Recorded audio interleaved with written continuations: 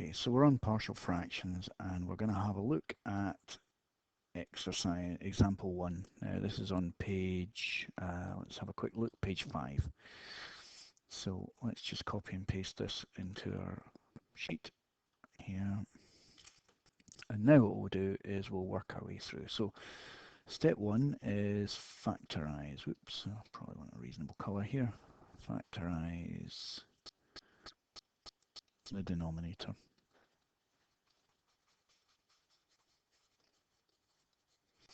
So we've got x squared plus 3x minus 10. So we look for things that multiply to give minus 10. So that's 1 and 10, 2 and 5. Either that's negative or that's negative. And then we look for the pair that adds to give 3. And in fact, it's that one there. So this turns out to be x minus 2, x plus 5. So that's our factorized denominator. So the problem therefore becomes 5x plus 18,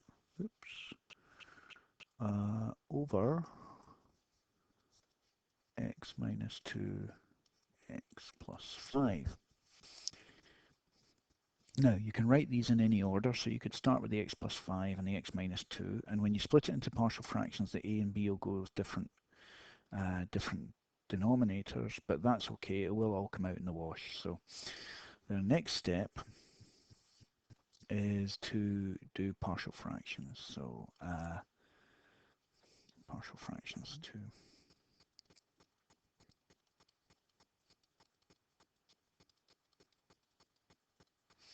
So we're going to call this a over x minus 2 plus b over x plus 5.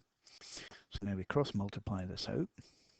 A x plus 5 plus b x minus 2 over x minus 2 x plus 5. And now what we do is we compare numerators. So this 5x plus 18 will be equal to this top line here. Okay, so compare 3. Compare numerators. So let's just see what it was. It's 5x plus 18. I need a bit of space here. Oops. So I've got a bracket x plus 5 plus b x minus 2 plus 5x plus 18. Okay, so this is now our comparing numerators. You can see that's correct. So now what we do is we have to pick the x values that will cause this to go to 0 and this to go to 0 in terms. So the first one is going to be x equals minus 5. That will cause this term to go to 0. So what I'll do is I'll just write down what that is. So that's minus 5 minus 2 is minus 7, minus 7b. And then here 5 times negative 5 is negative 25, plus 18 is negative 7. Now we solve for b. Negative 7 over negative 7 equals 1. So b is 1. So let's, just for the sake of illustration, I'm going to copy this down. You don't need to rewrite it, of course, on your own page. I'll just drag this down a wee bit. Put it there. Now what we're going to do is we're going to pick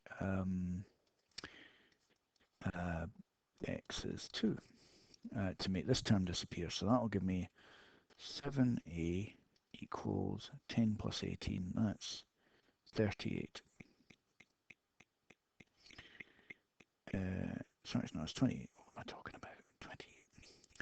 So that means that a will be 28 divided by 7. And that's 4. So that's the a value. So now we've got b is 1 and a is 4. So we can go back up here and we can select this thing here. Is it going to let me select it? No, it's not. A over x minus 2.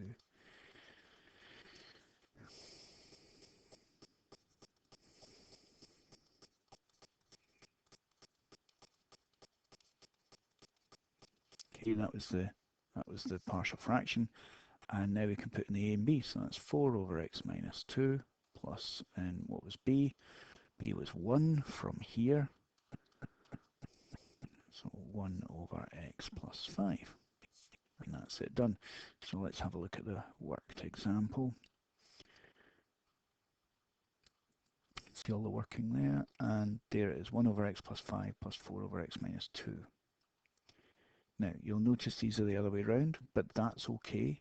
As long as the 1 goes with the x plus 5 and the 4 goes with the x minus 2, these can be either way around because you can commute the order of addition. So 1 plus 3 is 4, but so is 3 plus 1. Oops. So you can swap these around if you want. So that's okay. So that's that one done. We'll have a look at the next one in the next video.